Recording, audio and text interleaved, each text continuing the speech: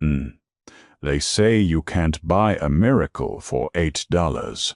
But when a desperate mother looked into the hardened eyes of a stranded Hell's Angel and handed over her last crumpled bills, she didn't know those $8 would trigger an earthquake of chrome, leather, and redemption the very next morning. The San Bernardino heat was unforgiving, baking the asphalt of Route 66 until the air above it shimmered like broken glass. Inside Frank's diner, the air conditioning had died 3 days ago, leaving the air thick with the smell of stale fryer grease, burnt coffee, and desperate sweat. Kiara Washington stood behind the Formica counter, her apron stained with cherry syrup and exhaustion. Kiara was 25, a single mother to a 4-year-old girl named Lily, and running on fumes in every sense of the word. She was in her final semester of nursing school, balancing grueling clinical rotations with grueling double shifts at the diner. Her bank account was a masterclass in tragedy. She had exactly $8.15 to her name. That $8 was meticulously earmarked. It was for exactly 2 gallons of gas, which she needed to drive to her final make-or-break clinical exam at the county hospital the next morning. If she passed, she graduated. If she graduated, she and Lily could finally move out of their roach-infested studio apartment. If she failed, she would lose her financial aid and the dream was over.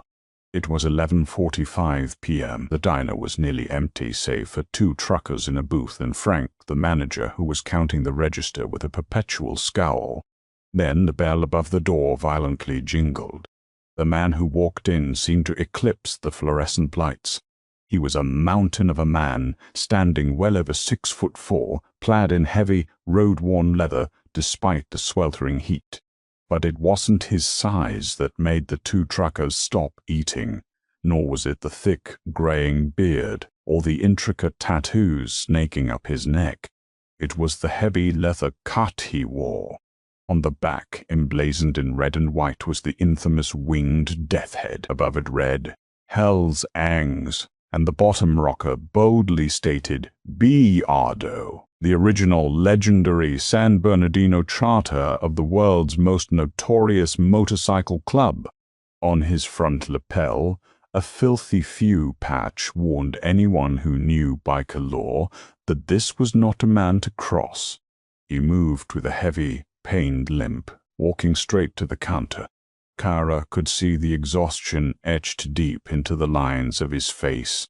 His hands, thick and scarred, were covered in black motor oil. Outside the window, Kiara saw his custom Harley-Davidson shovelhead leaning heavily on its kickstand, a puddle of dark fluid pooling beneath the engine block. He sat heavily on the stool. "Just a black coffee, sweetheart, and a slice of whatever pie is left," he said, his voice a low, gravelly rumble that sounded like an idling engine. Kiara poured the coffee. "Cherry or apple?" "Apple, if it ain't too much trouble." He ate in silence, the diner suffocatingly quiet around him. When he finished, he pulled out a battered leather wallet attached to a heavy steel chain. He fished out a faded credit card and laid it on the counter. The total was $6.50. Kiara swiped the card. A harsh beep echoed. Declined. She looked up, feeling a knot form in her stomach. "I'm sorry, sir. It didn't go through." The biker frowned, his thick brows furrowing. "Run it again." "Gotta be a glitch. The bank must have flagged it 'cause I've been riding out of state." Kiara swiped it again. Declined. Before she could offer to try it manually, Frank, the manager, shoved past her. Frank was a bitter, small-minded man who relished any opportunity to wield his meager authority. "Card declined, pal," Frank sneered, leaning over the counter. "I don't care what kind of scary leather vest you're wearing. You eat, you pay. Cash. Now." The biker's eyes narrowed, a dangerous, cold flash of silver in the diner's dim light. He patted his pockets, pulling out nothing but a spark plug and a handful of lint. "Look, man, my bike blew a gasket down the road. I've been stranded in the sun for 3 hours waiting for my brothers to bring a trailer. I ain't got cash on me. I'll leave my silver ring here as collateral, make a call and bring the cash in an hour. That Ollie, sir. I don't run a pawn shop for outlaw biker gangs. Frank spat, his voice rising, emboldened by the plexiglass between them and his own ignorance. You pay the $6.50 right now, or I'm calling the San Bernardino PD. I'm sure they'd love to see what warrants you got outstanding. The tension in the room spiked. The truckers quietly slid out of their booth and slipped out the back door. The biker stood up slowly, towering over Frank. The sheer, overwhelming menace radiating from the man was palpable. He didn't yell, he didn't raise his fist. He just stared down at the manager with eyes that had seen things Frank couldn't comprehend in his worst nightmares. I ain't a thief, the biker said softly. But you're testing my patience, citizen. No. Frank reached for the landline phone. Stop. Stop, Kiara's voice rang out, surprising even herself. She stepped between Frank and the biker. Her heart was hammering against her ribs. She looked at the giant of a man. She didn't see a terrifying gang member. She saw a man humiliated, stranded, and treated like garbage. Kiara knew that feeling intimately.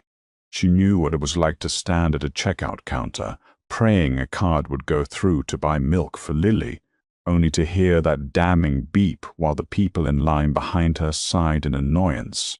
Kiara reached into her apron pocket. Her fingers brushed against the worn, folded bills. $5, $6, $7, $8, and a quarter. Her gas money.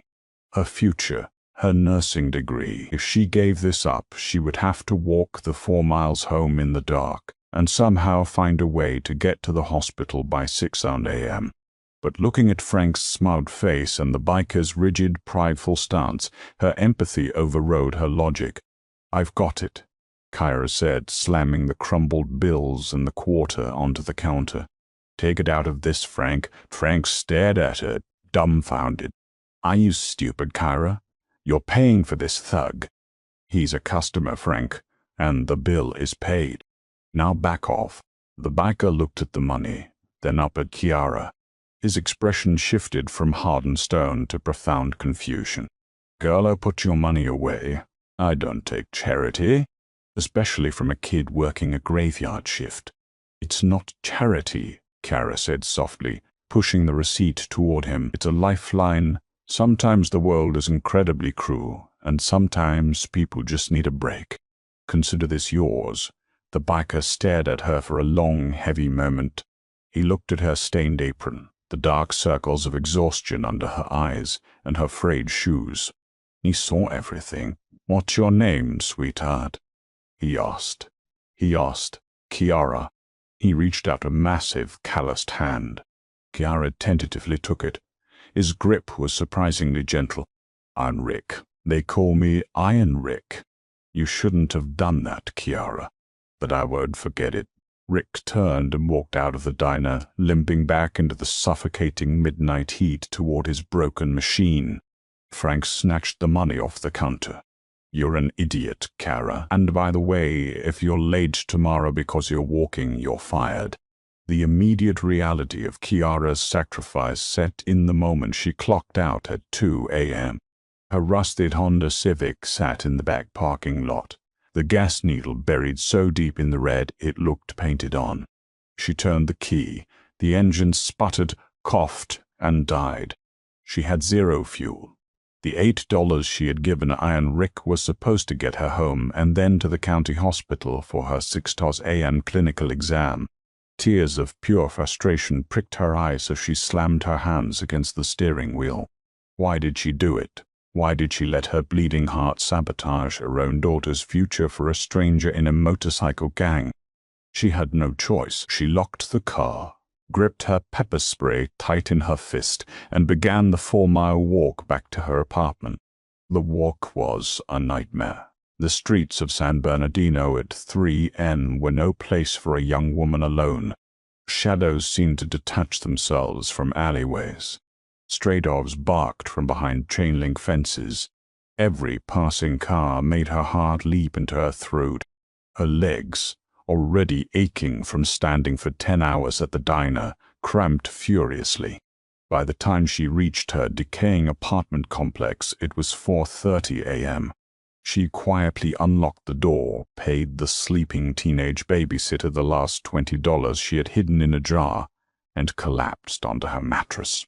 She set her alarm for 5 a.m. Mutts! She needed to wake up, get Lily ready, drop her at the subsidized daycare, and somehow catch a bus across town, a bus she didn't have the fare for. But she planned to beg the driver to let her on. But exhaustion is a heavy, merciless blanket. Kiara slept right through the blaring alarm. She shot up in bed, gasping for air. The sunlight was streaming through the cracked blinds. She looked at her phone, 7:15 a.m. No, no, no, no, no, Kiara screamed, throwing the blankets off. She had missed the clinical. It wasn't just a class, it was the final state-mandated practical exam. The doors locked at 6 a.m. sharp. No exceptions, no excuses. She fell to her knees in the middle of the cramped room, sobbing uncontrollably. The sound woke Lily, who padded out of the bedroom, rubbing her eyes, clutching her worn stuffed rabbit. "Mommy, why are you crying?" the little girl asked, her voice tight with worry. Kiara pulled her daughter into her arms, burying her face in the little girl's curls. "I'm sorry, baby. Mommy messed up. Mommy messed up so bad." Everything she had fought for over the last 4 years, the late nights studying anatomy textbooks while rocking Lily to sleep, the double shifts at the diner, the skipped meals so Lily could have fresh fruit, was gone. Gone because she wanted to play a hero for a Hell's Angel. But the universe wasn't done punishing her. Later that afternoon, a sharp, aggressive knock hammered on her door. Kiara, her eyes red and swollen, opened it to find her landlord, Mr. Tan Gable, standing in the hallway with a clipboard. "Rent was due 3 days ago, Kiara," he said, entirely devoid of sympathy. "I know, Mr. Gable. Ooh, I'm short. I just need a little more time. I was going to use my next paycheck." "I don't care about your next paycheck," he interrupted. "You're a month behind as it is. I've got people lined up who can pay cash today." He slapped a piece of paper against her door and taped it firmly. It was a bright pink 72-hour notice to vacate. 3 days, Kiara. Have your stuff out, or the sheriff will put it on the curb." He turned and walked away. Kiara closed the door and leaned against it, sliding down until she hit the cheap linoleum floor. She was utterly broken. She had lost her degree, she was broke, and in 3 days she and her daughter would be homeless on the streets of San Bernardino. The day bled into night. Kiara didn't eat. She didn't turn on the TV. She just sat in the dark, watching her daughter sleep on the small futon, swallowed by a suffocating darkness. She felt like she was drowning, the weight of the world pushing her head firmly beneath the water. Morning broke. It was a Tuesday. Kiara knew she had to go to the diner. Frank would probably fire her for being late the day before, but she had to try to beg for her job. She needed to feed Lily. She dressed mechanically, putting on her cherry-stained apron.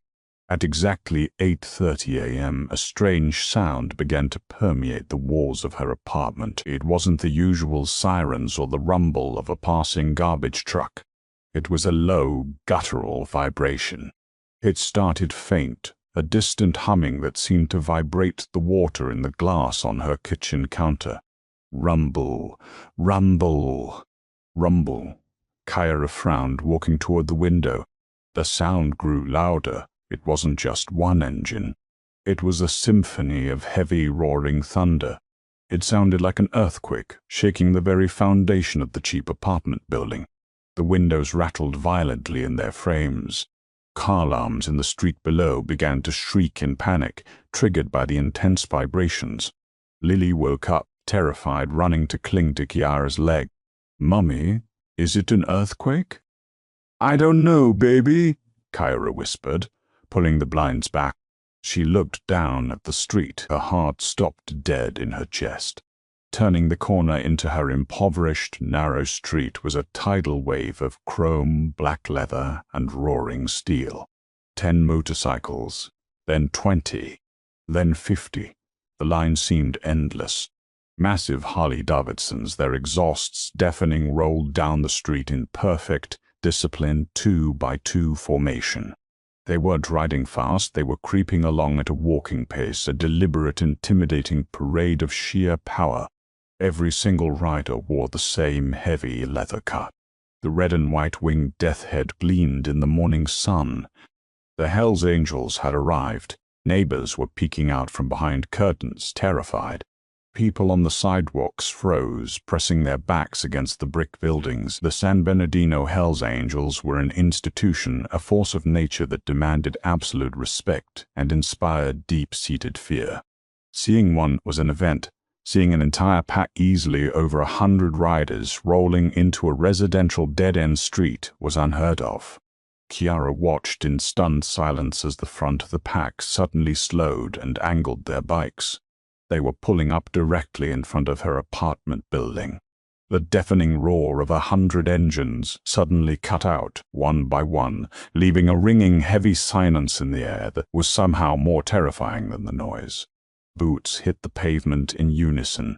At the front of the pack, a man stepped off a massive, pristine, custom-built black Harley. He took off his sunglasses. It was Iron Rick, and he was looking straight up at Kyra's second-floor window.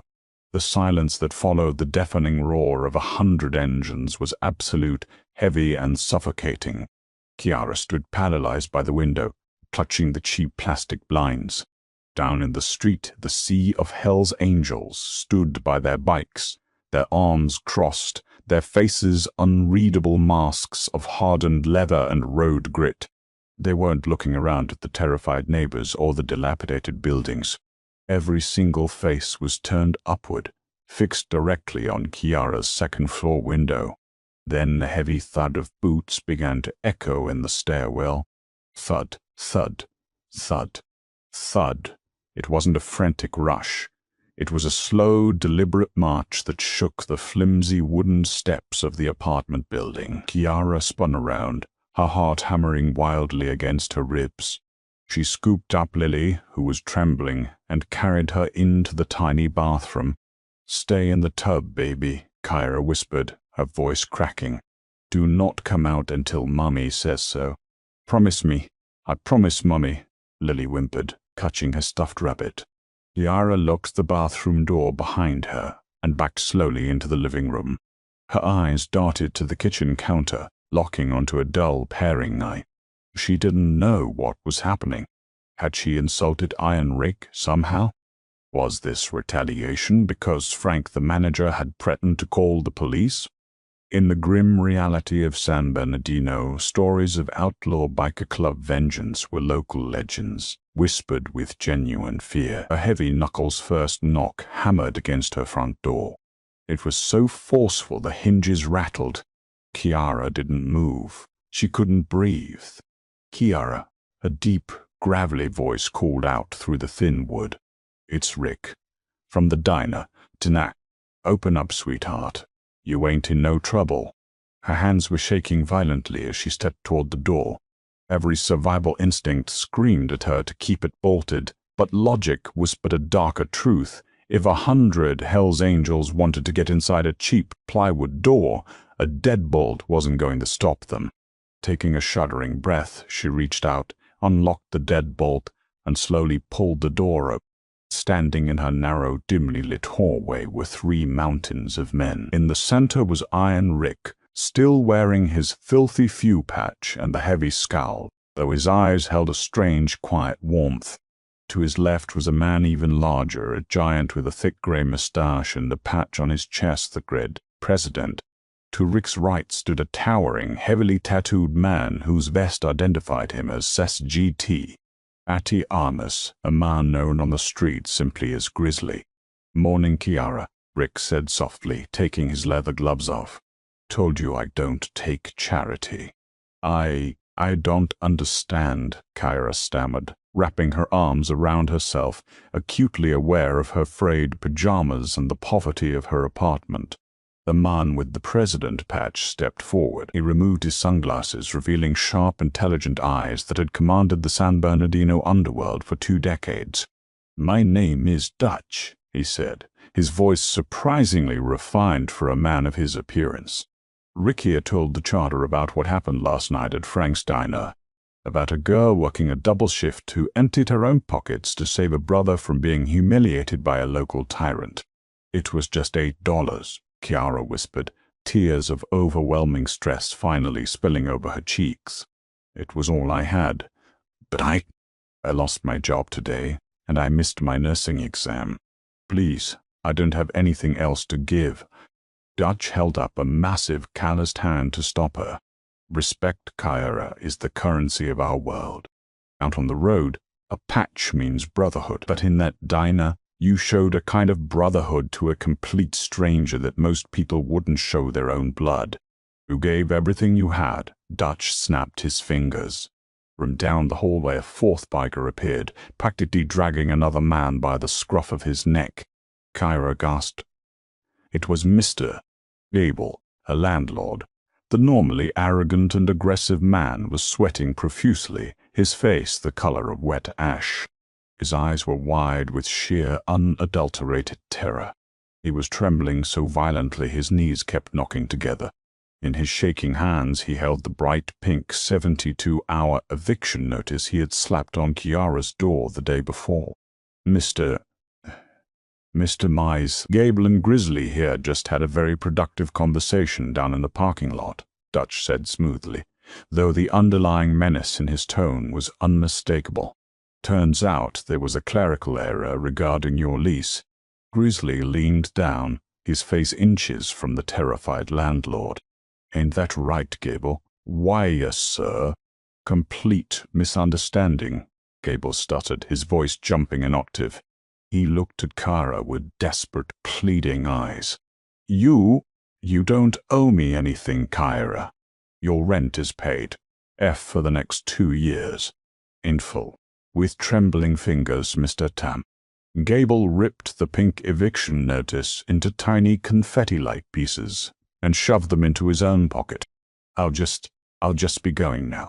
Call if you need maintenance. He practically sprinted down the hallway, desperate to escape the suffocating presence of the bikers. Kiara stood frozen, her jaw slack. She looked from the empty hallway back to the 3 Hells Angels standing in her doorway. Why are you doing this? She asked, her voice barely a breath. Rick reached into his heavy leather jacket. Because an angel pays his debts, Kiara. And in the Hells Angels we don't just pay back the principal. We pay the interest. He pulled out a thick, heavy manila envelope and held it out to her. Kiara hesitated, her hand shaking as she reached for the envelope. It was surprisingly heavy. She opened the flap and her breath hitched in her throat. Inside were stacks of crisp $100 bills perfectly bound in bank straps. It had to be at least $20,000. Rick, I can't take this, she cried, trying to push it back toward him. This is too much. It was only $8. That ain't just money, girl, Grizzly rumbled from the doorway. That's freedom. You use that to get you and your little girl out of this roach motel. You used that to breathe, but my school... Kiara sobbed, the bitter reality of her ruined future crashing back down on her. The money doesn't matter if I can't be a nurse. I missed my final clinical this morning because my car broke down and I couldn't afford a bus. They locked the doors. They failed me. My dream is dead. Dutch smiled. It was a rare, genuine smile that crinkled the scars around his eyes. You think a club like Brotherhood doesn't have eyes and ears in this city? We did our homework on you this morning, Kiara. Rick had a couple of prospects track down your car. It's sitting right outside right now. Had our master mechanic replace the alternator and the fuel pump at 4 a.m. It's got a full tank of gas and it runs like a dream. Kiara stared at him, utterly bewildered. You fixed my car. We didn't just fix your car, Dutch continued, his tone turning serious. I have a sister. She doesn't ride, but she is the chief administrator of the nursing board at County General Hospital. Kiara's heart stopped. I gave her a call this morning, Dutch said. I explained to her that one of her brightest nursing students had a severe family emergency. I told her that you were busy saving a life last night, and that it would be a personal insult to me and my 99 brothers outside if you weren't granted a medical exception. Dutch reached into his vest and pulled out a stamped, official hospital document. He handed it to her. Your makeup clinical exam is scheduled for exactly 1000 TM today. The Dean of Nursing is waiting for you personally. Kiara looked at the paper. It was real. The hospital seal was stamped at the bottom. The crushing, suffocating weight that had been drowning her for 4 years suddenly evaporated. She fell to her knees in the doorway, clutching the envelope and the hospital letter to her chest, sobbing with a raw, agonizing relief that shook her entire body. Rick knelt down beside her, his massive frame dwarfing hers. He placed a gentle, calloused hand on her shoulder. Hey, look at me. Kyra looked up through her tears. You're a good person, Kiara, Rick said quietly, the fierce glare of the outlaw totally absent. This world is a meat grinder. It chews up good people and spits them out. But last night you looked at a man who society calls a monster, and you treated him like a human being. You sacrificed your own survival for mine. Don't you ever lose that heart. Rick stood up and nodded to Dutch and Grizzly. They turned to leave. Wait. Kiara scrambled to her feet. What about Frank? At the diner. He fired me. Grizzly paused at the top of the stairs, a wicked dark grin spreading across his heavily bearded face. Oh, don't you worry about Frank, sweetheart. A couple of the boys stopped by the diner for breakfast this morning. Had a real nice chat with him about labor laws and wrongful termination. He's keeping your job open indefinitely. Though with that envelope, I suggest you tell Frank to go to hell and focus on saving lives. The 3 men walked down the stairs. Kiara ran to the window. She watched as Rick, Dutch, and Grizzly mounted their massive Harley-Davidsons. Dutch raised his right fist into the air. In perfect unison, 100 motorcycle engines roared to life, a deafening thunderclap of raw power that shook the glass panes of Kyra's apartment. Rick looked up at her window one last time. He tapped his chest, right over his heart, and gave her a solitary nod. Then he kicked his bike into gear. The pack moved as one massive, unstoppable organism, rolling out of the impoverished neighborhood in a parade of chrome and roaring steel, leaving behind a cloud of exhaust and a life completely transformed. 2 hours later, Kiara drove her perfectly running, fully fueled Honda Civic to County General Hospital. When she walked into the clinical exam room, the Dean of Nursing didn't ask a single question about her absence. She just smiled, handed Kiara her clipboard, and pointed her toward her first patient. 6 months later, Kiara Washington walked across the stage to accept her nursing degree, her daughter Lily cheering the loudest from the front row. And though they weren't in the auditorium, somewhere out on the sun-baked asphalt of Route 66, a pack of riders roared down the highway, knowing that in a world of outlaws and chaos they had been the angels someone desperately needed. Sometimes the most profound miracles don't come from the sky. They arrive on 2 wheels, smelling of exhaust and worn leather. Kiara's sacrifice proves that true compassion is blind to appearances. By giving away her last $8 to a hardened outlaw, she didn't just buy a cup of coffee and a slice of pie. She inadvertently bought her own future, proving that a single act of radical kindness can echo back with earth-shattering power.